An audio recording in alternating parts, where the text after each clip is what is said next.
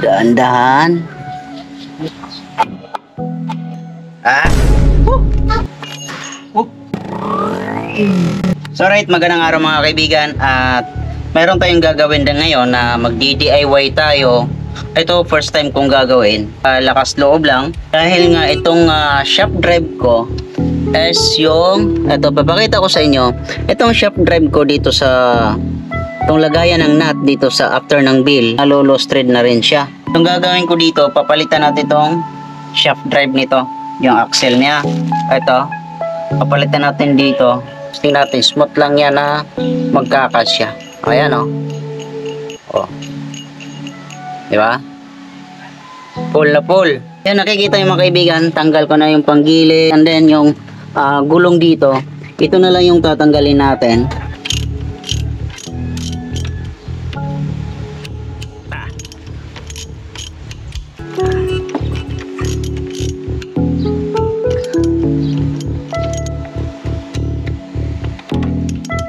Tanggalan natin yung screw, tatanggalin na natin. Oops.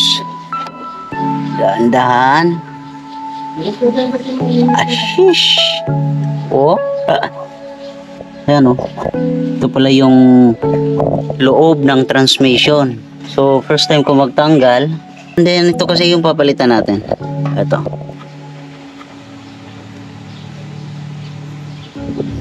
Okay naman eh.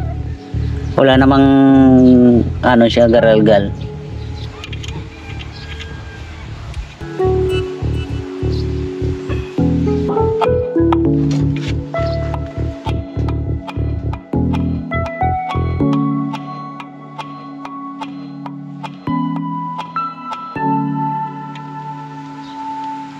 Ang ginagawa ko, itong nut na to na nandito, yan ang ginagamit ko siya para dito tayo pupukpok.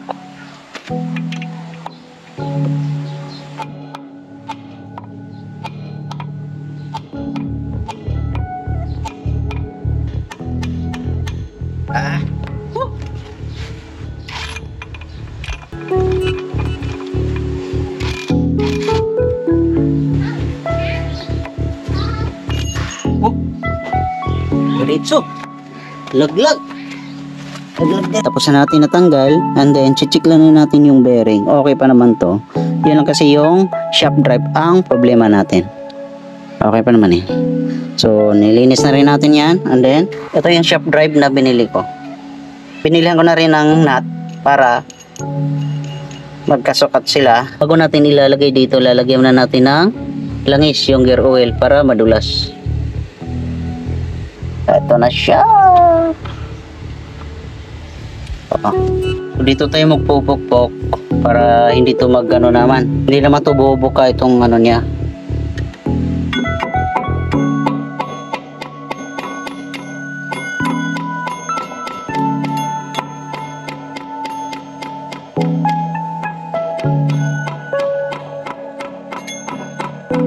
Yun. Masok. Pwede na. Sagad na siya. Dito tayo magpupukpok dito. Meron kasi yung ano sa gitna. Toto. Diyan tayo magpupukpok. Yun no. Uy. Yan, nilinis na natin. Kakabit na natin ulit to. So, syempre. Let's go.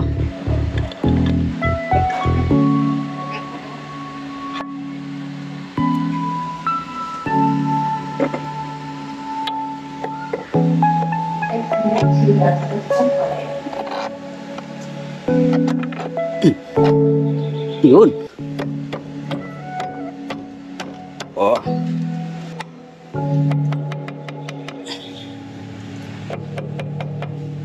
Jeez. Maingay pa lang siya kasi wala pa siyang langis. Kapit na natin yung CVT. Nilinis lang natin konti kasi mag-uulan na. Ito na. Oh, smooth na siya.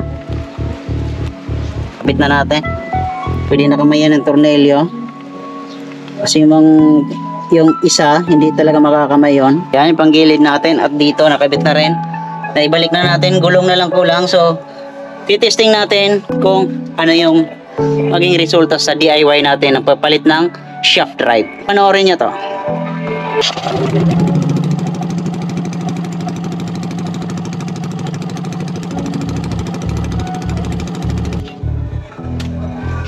Ingay. Wala pa ng muffler. Mamaya, testing natin ulit. Kakaya.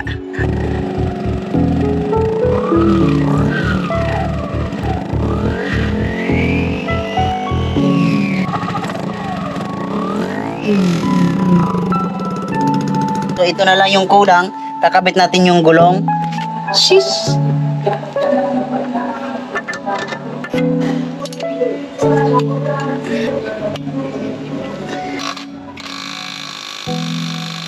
Kakabit na natin to. Yung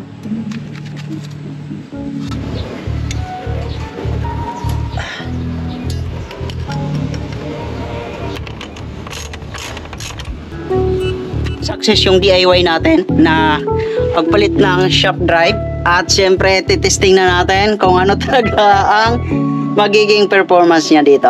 Okay, let's go. Sheesh.